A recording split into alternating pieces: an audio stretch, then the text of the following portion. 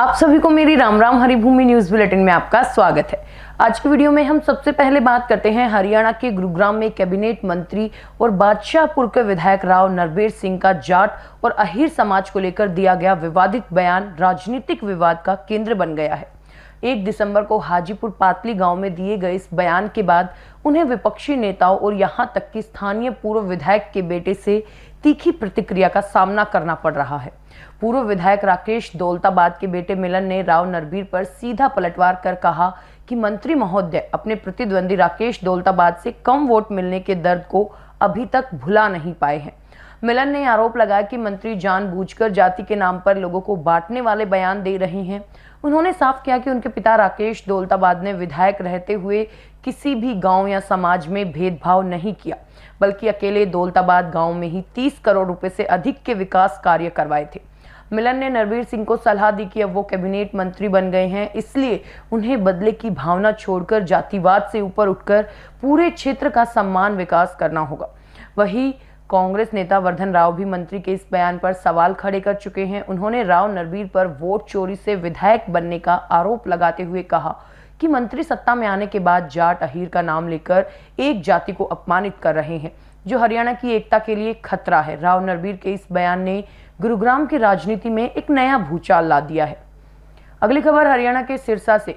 हरियाणा के सिरसा में कथित छेड़छाड़ और रेप के 2 मामलों की शिकायतकर्ता युवती अब खुद हनी ट्रैप गिरोह का हिस्सा निकली और उसे गिरफ्तार कर लिया गया है। ये पूरा मामला तब सामने आया जब पुलिस ने पाया कि 2 अलग-अलग एफआईआर में एक ही युवती शिकायतकर्ता थी, जिसके बाद शक गहरा गया और गहन पूछताछ की गई। ये युवती पंजाब के सरदुलगढ़ की रहने वाली है और सोशल मीडिया के जरिए लोगों को अपने जाल में फंसाकर पैसे ऐंठने वाले एक संगठित गिरोह से जुड़ी हुई है। गिरोह की योजना के तहत युवती पहले लोगों से मिलती थी, उनसे मुलाकात का वीडियो बनाती और फिर उन्हें झूठे केस में फंसाने की धमकी देकर पैसों की डिमांड करती थी। इस हनी ट्रैप का पहला शिकार एक मंडी आढ़ती बना था, जिस पर युवती ने छेड़छाड़ का केस दर्ज कराया था।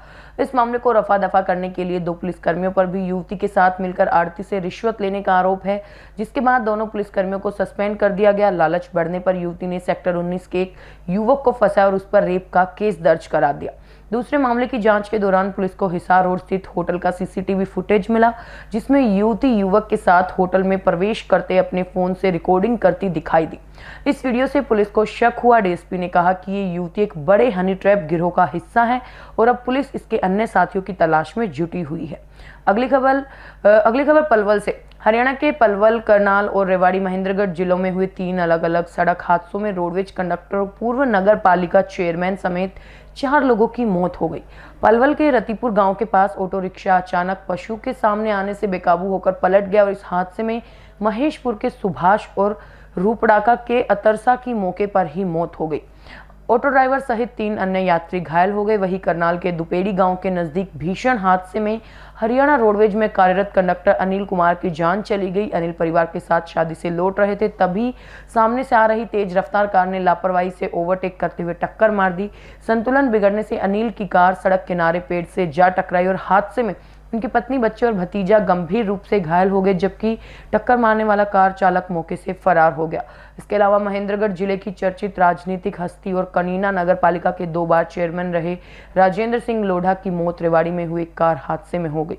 लोढ़ा एक शादी समारोह में शामिल होने जा रहे थे, तभी उनकी कार डिवाइडर से टकरा गई। उनकी मौत से पूरे इलाके में शोक की लहर है। अगली खबर एचएससी सीईटी से। हरियाणा कर्मचारी चयन आयोग यानी एचएससी ने सीईटी 2025 ग्रुप सी परीक्षा का परिणाम घोषित कर दिया है। परीक्षा का परिणाम एचएससी की आधिकारिक वेबसाइट पर अपलोड किया गया और चेयरमैन के अनुसार रिजल्ट जारी होने के मात्र 9 घंटे के भीतर ही 7 लाख से ज्यादा अभ्यर्थियों ने अपना परिणाम डाउनलोड कर लिया है। परिणाम देखने की शुरुआत में वेबसाइट पर अत्यधिक ट्रैफिक के कारण अभ्यर्थियों को ओटीपी न मिलने जैसी तकनीकी समस्याओं का सामना करना पड़ा। यदि ओटीपी नहीं मिलता है तो वो इसे अपने पंजीकृत ईमेल पर प्राप्त करने का विकल्प चुन सकते हैं। बता दें कि सीईटी ग्रुप सी की परीक्षा 26 और 27 जुलाई 2025 को आयोजित की गई थी, जिसमें लगभग 13.47 लाख उम्मीदवार शामिल हुए थे। एचएससी ने रिजल्ट को पीडीएफ फॉर्मेट में जारी किया है, जिसमें शॉर्ट लिस्ट किए गए उम्मीदवारों को रोल नंबर दिए गए हैं। उम्मीदवार लॉगिन करके अपना स्कोर कार्ड भी देख सकते हैं और ये परिणाम अगले 3 सालों के लिए हरियाणा में ग्रुप सी पदों पर आवेदन के लिए मान्य होगा। परिणाम घोषित होने के बाद HSCF CET score, category reservation और अन्य पात्रता मानदंडों के आधार पर अंतिम मेरिट लिस्ट तैयार करने की प्रक्रिया शुरू करेगा। अंत में बात करते हैं, हरियाणा में सर्दी ने अब पूरी तरह से अपनी दस्तक दे दी है, जहां न्यूनतम और अधिकतम दोनों ही तापमानों में भारी गिरावट दर्ज की गई है। IMD चंडीगढ़ के अनुसार राज्य का औसत न्यूनतम तापमान सामान्य से 3.4 डिग्री सेल्सियस नीचे चला गया है, जिससे ठंड का असर बढ़ गया है। बीती रात नारनौल राज्य का सबसे ठंडा स्थान रहा, जहां न्यूनतम तापमान 3.5 डिग्री सेल्सियस दर्ज किया गया। वहीं हिसार में 3.7 डिग्री, महेंद्रगढ़ में 4.7 डिग्री और सोनीपत में 5.2 डिग्री सेल्सियस तापमान रिकॉर्ड हुआ। दिन के अधिकतम तापमान में भी गिरावट जारी है, जो सामान्य से 3.6 डिग्री सेल्सियस नीचे चल रहा है। सिरसा में सबसे कम अधिकतम तापमान 18.2 डिग्री सेल्सियस दर्ज किया गया। मौसम विशेषज्ञों का कहना है कि उत्तर पश्चिम हवाओं के चलते आने वाले दिनों में ठिठुरन और बढ़ेगी और रात के तापमान में लगातार गिरावट की संभावना है। 8 दिसंबर से ठंड में और वृद्धि हो सकती है। फिलहाल राज्य में शुष्क मौसम बना रहेगा, लेकिन सुबह और देर रात के समय घना कोहरा और पाला पड़ने की स्थिति बन सकती है। मौसम विभाग ने किसानों को सलाह दी है कि वो अपनी फसलों को पाले से बचाने के लिए उचित उपाय अपनाएं। हरियाणा की ऐसी ही मुख्य खबरों से जुड़े रहने के लिए हमारे चैनल पर बने रहिए। वीडियो अगर पसंद आया हो तो उसे लाइक करें, शेयर करें, सब्सक्राइब करें। खबर को अगर विस्तार से जानना है तो हरिभूमि अखबार पढ़ें या फिर हरिभूमि वेबसाइट पर जाएं।